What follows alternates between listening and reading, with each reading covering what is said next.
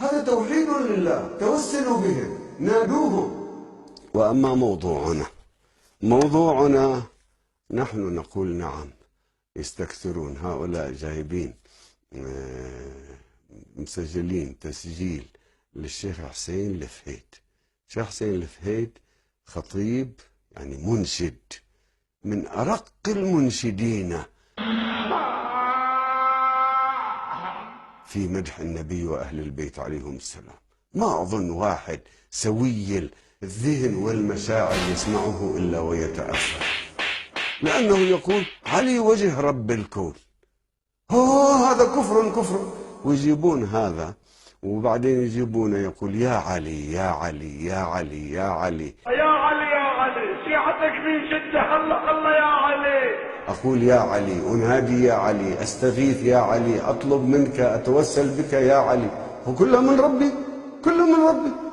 أمن يجيب المضطر إذا دعاه ويكشف السوء. أنا منين أعرف علي بن أبي طالب؟ ربي قال لي، نبي قال لي. أإله مع الله.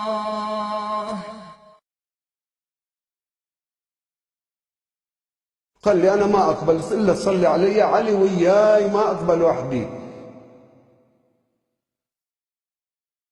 هلا يا أمير المؤمنين، شيعتك في محنة، في بلاء، وما عندنا ملجأ إلا أنت يا علي.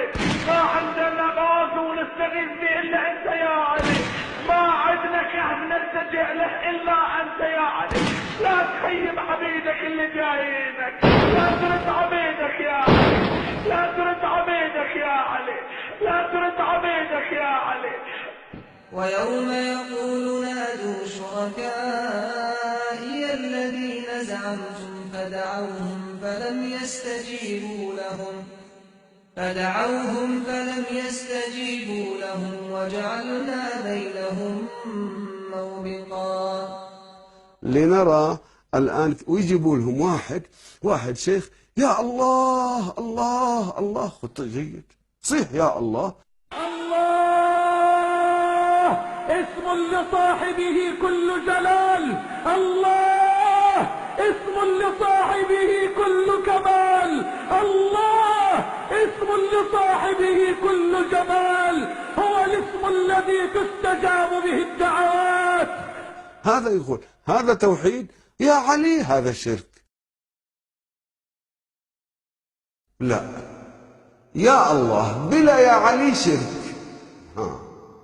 أإله مع الله، تعالى الله عما يشركون.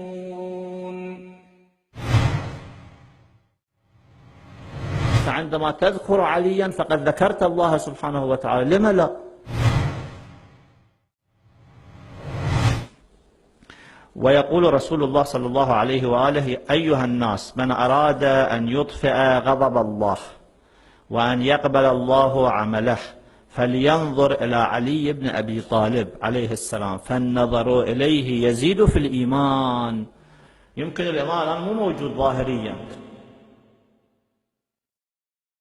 لكن مرقده الشريف موجود. واحد ينظر إلى مجسم أو إلى صورة لمرقد أمير المؤمنين عليه السلام، أيضا له من الأجر ما له من الأجر. ينظر إلى اسم علي بن أبي طالب عليه السلام، هذا يزيد في الإيمان، وهكذا وهلم جرا.